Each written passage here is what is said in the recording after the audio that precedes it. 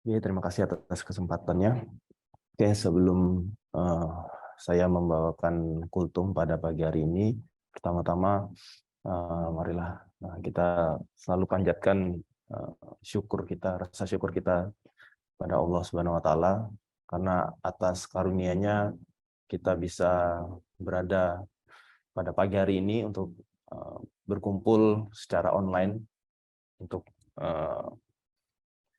acara Tech Talk rutin kita, serta salawat dan salam tidak lupa kita selalu aturkan kepada Nabi kita, Nabi Muhammad SAW, karena atas jasa beliaulah dan tuntunan Allah kita bisa berada pada zaman yang penuh ilmu pengetahuan dan terang benderang seperti ini. Oke, untuk kultum pada pagi hari ini saya akan membawakan sedikit mengenai nasihat perpisahan. Mengingat teman-teman kita untuk bulan ini ada yang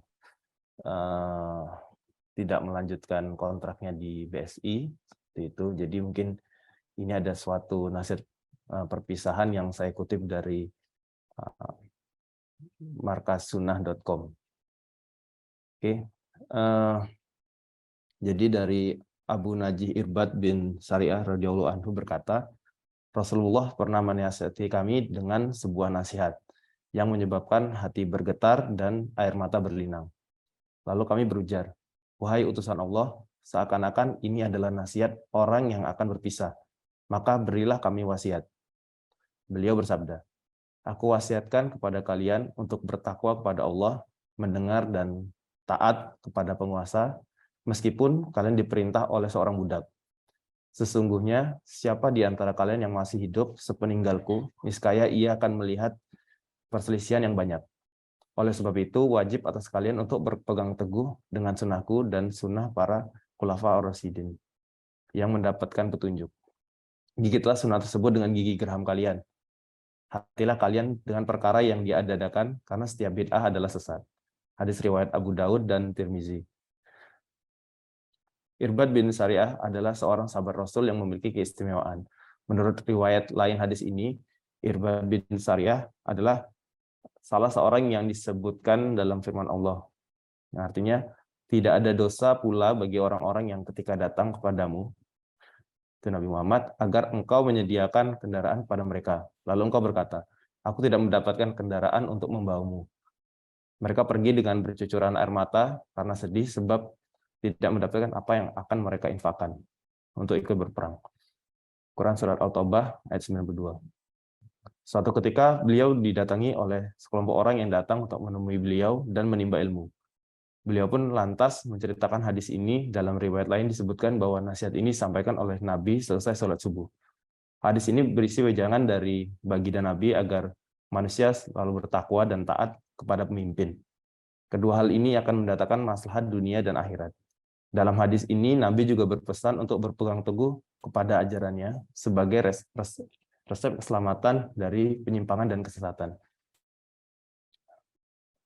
Rasulullah adalah seorang public speaker yang ulung. Bagaimana tidak, beliau dikaruniai oleh Allah Jawami al-Kalim. Untaian kata yang ringkas namun berbobot dan syarat makna. Oleh sebab itu, Irbad mendeskripsikan bahwa nasihat Rasulullah kala itu begitu menyentuh, menggetarkan hati, dan menjadikan air mata berlinang. Agar nasihat ini disampaikan dapat menyentuh dan tersampaikan dari hati ke hati, hendaknya beberapa hal berikut perlu diindahkan. Yang pertama adalah niat yang ikhlas. Jadi, tujuan nasihat adalah mengajak orang lain untuk semakin dekat kepada Allah, bukan karena ingin pujian, pengakuan, utang jasa orang yang dinasihati, dan sebagainya. Inilah kunci utama agar nasihat berkesan. Apa yang bertolak dari hati akan sampai ke hati. Kedua, yaitu kesesuaian tema pembahasan. Hendaknya nasihat yang diberikan berisi dan bertujuan untuk menyadarkan, mengingatkan dan mengedukasi masyarakat kaum muslimin tentang masalah dunia dan akhirat. Kemudian pemilihan kata yang sesuai. Yang keempat yaitu tidak berpanjang lebar dan bertele-tele. Dalam Sahih Muslim disebutkan bahwa Jabir bin Samurah berkata, dulu saya salat bersama Rasulullah, salat beliau pertengahan, tidak terlalu panjang, tidak pula terlalu singkat, dan qomat beliau pun pertengahan, tidak terlalu panjang dan tidak terlalu singkat. Dalam hadis lain beliau mengatakan, biasanya Rasulullah tidak berlama-lama menasihati pada hari Jumat, hanya sekedar penyampaian singkat. Kemudian yang terakhir yaitu memilih waktu yang tepat. Nabi tidak menasihati setiap saat. Beliau mencari waktu yang tepat untuk menyampaikan wejangan. Demikianlah yang diamalkan oleh para sahabat.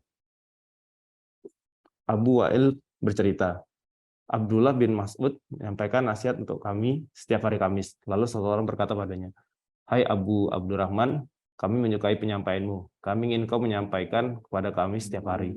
Abdullah berkata, tidak ada yang menghalangiku untuk menceritakan kepada kalian karena aku tidak ingin membuat kalian bosan. Rasulullah SAW mengatur nasihat pada kami dalam beberapa hari karena tidak mau membuat kalian bosan.